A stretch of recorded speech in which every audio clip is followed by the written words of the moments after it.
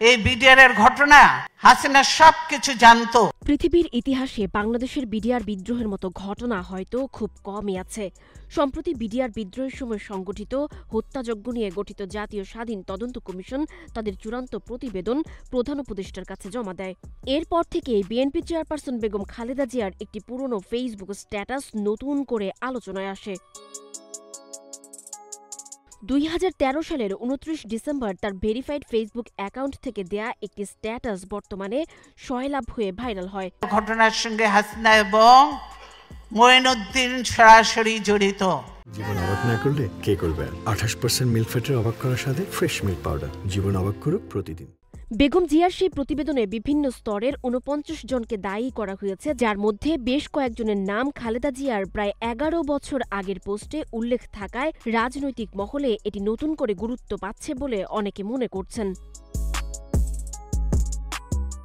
সাবেক প্রধানমন্ত্রী বেগম খালেদা জিয়া ওই পোস্টে তৎকালীন ক্ষমতাসীন শেখ হাসিনার বিরুদ্ধে গণহত্যা চালানোর অভিযোগ তোলেন। তিনি সরাসরি শেখ হাসিনার নির্দেশে সামরিক বাহিনীর কারা এই গণহত্যায় জড়িত তাদের নাম এবং তাদের বিরুদ্ধে নির্দিষ্ট অভিযোগের একটি তালিকা দেন।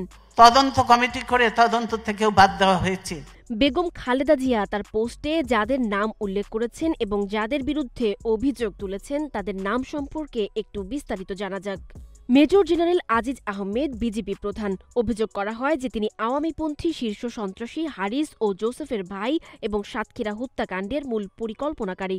Major general Mohammad Akbar Hossain DGFI প্রধান। তাকে শেখ রেহানার পছন্দের অফিসার এবং এরশাদকে গ্রেপ্তার ও কাজী জাফরকে মারধরের হোতা হিসেবে উল্লেখ করা হয়। Brigadier general Sirajul Islam Sikdar DGFI পরিচালক। তিনি মোবাইল ট্র্যাকার এবং সীতাকুণ্ড ও মিরসরাই কিলিং মিশনের অন্যতম হোতা বলে অভিযোগ করা হয়।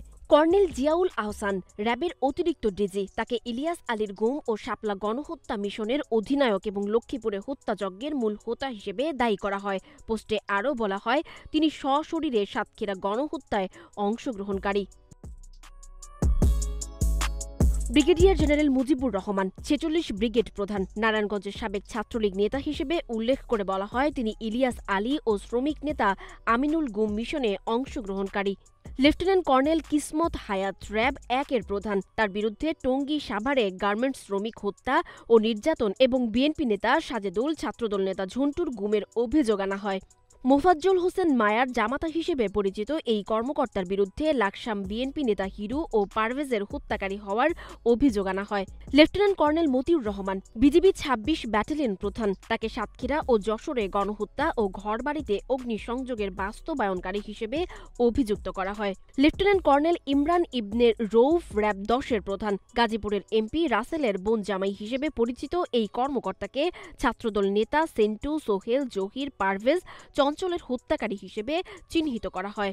লেফটেন্যান্ট কর্নেল মাকসুরুল হক ডিজিএফআই এর স্পেশাল অপারেশনস টিমের সদস্য।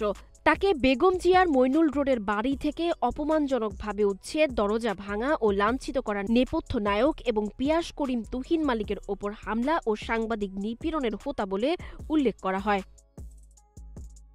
ওই পোস্টের শেষে বিএনপি চেয়ারপারসন বেগম খালেদা জিয়া দেশের জনগণের উদ্দেশ্যে একটি আহ্বানও জানান। তিনি লেখেন, এই এর এজেন্টদের চিনে রাখুন, এদের পরিবারকে চিহ্নিত করুন, এদের সার্বিকভাবে প্রতিরোধ করুন।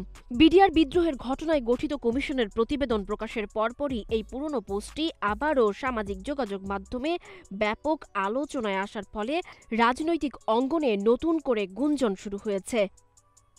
সানজিদা আফরিন, সোনিয়া, নাগরিক, প্রতিদিন।